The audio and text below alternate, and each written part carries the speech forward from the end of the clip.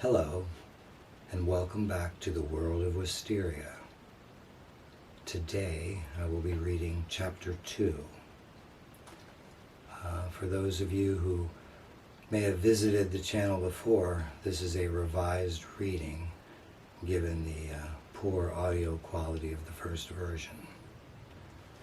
Also, because of the length of the chapter, which really isn't that long, and the limitations of my recording device, I will be breaking this up into two parts, two separate videos. The first of which, because of the logic of where to break the chapter up, will be rather short. If you are viewing these by way of the playlist, which will automatically, which I've set to play the videos in the correct order, you will automatically be if you go to the playlist and select play all, you'll automatically be brought to the next video without having to go back to the channel and search for part 2. So, with that, we will begin.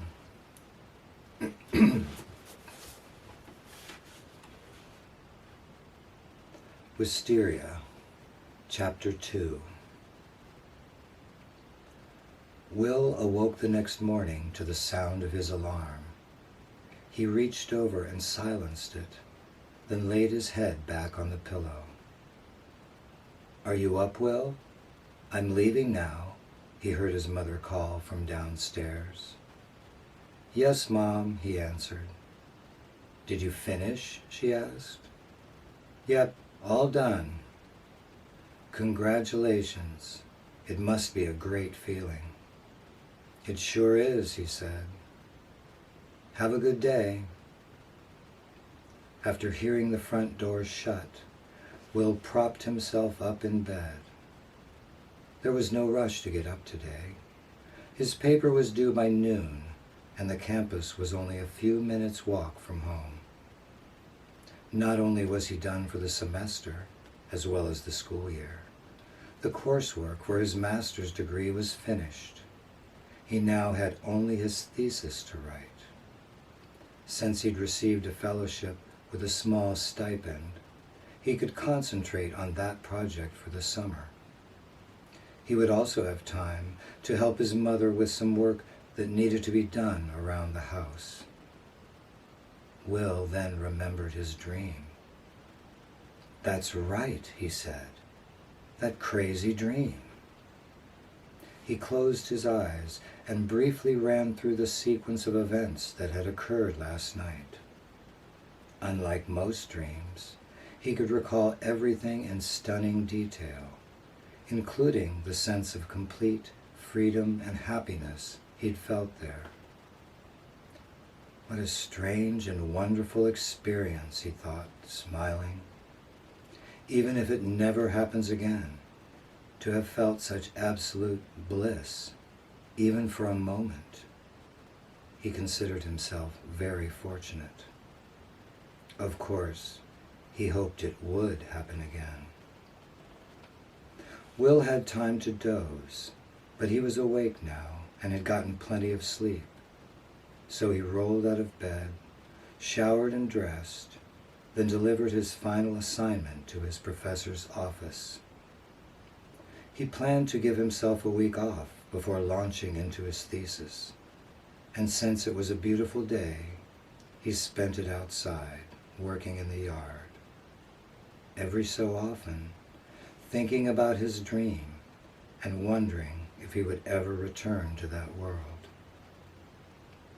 That night at dinner, Will spoke to his mom about his bizarre experience. He and his mother had always been close, but their shared grief over his father's death had brought them even closer. With her husband gone, Will was all she had. It was sudden and unexpected. A car accident. Will was a sophomore in high school at the time, and at an age when others were enjoying their youthful, carefree lives, he became the sole man of the family. Since his dream had made such an impact on him, he felt compelled to share it with her. Otherwise, it would feel as if he were keeping a secret. Though it was difficult to convey how astonishing it felt, his mother was intrigued and happy for him. She commented that it might be a reward from himself for completing his schoolwork. A perceptive thought. After doing the dishes, they watched a movie together. Then Will retired to his room to read for a while. He had no plans for tomorrow and could sleep in as late as he liked. But he soon grew tired and climbed into bed. Would he dream of that place again? He tried not to get his hopes up, reminding himself that it might have been a weird, unrepeatable fluke, the result, as his mother had suggested, of a relieved and overtaxed mind. But that night, Will did have another dream. Once again, his waking mind, his conscious identity, remained intact. And though it was a different setting, it seemed to be the same world, perhaps another neighborhood of the town. Will was ecstatic. He'd made it back. Again, he asked himself, what should I do? Collecting his thoughts, he decided to look for the town square. He had no idea where it was, or even if it existed in this dream.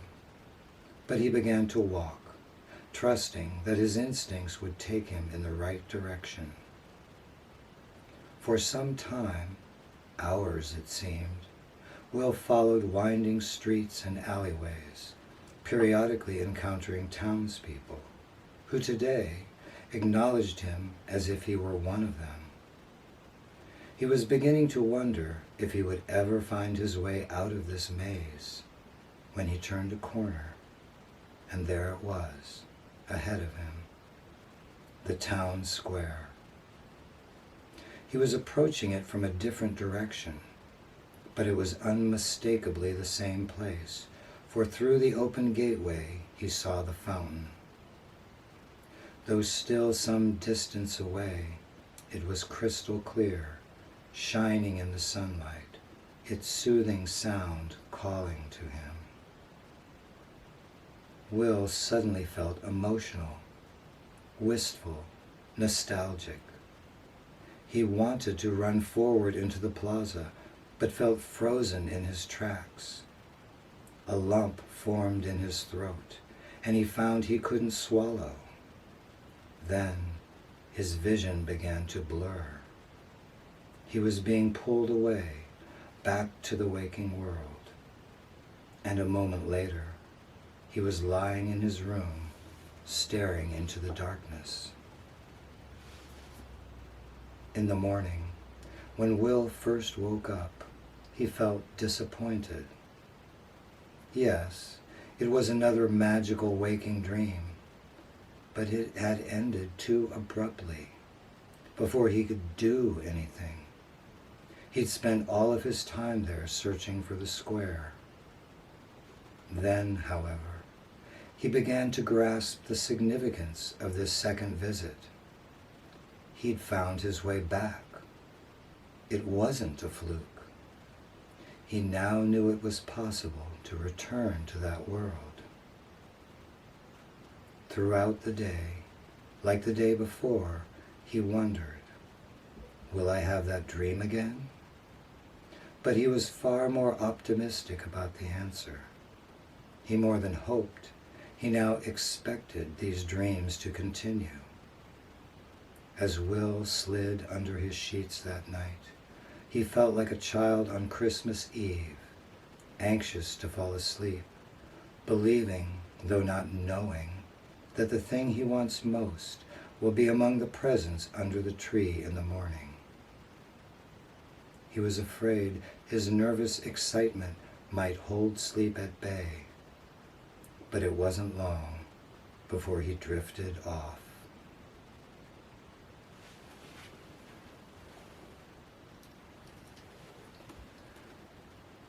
And now, stay tuned for the conclusion of Chapter 2.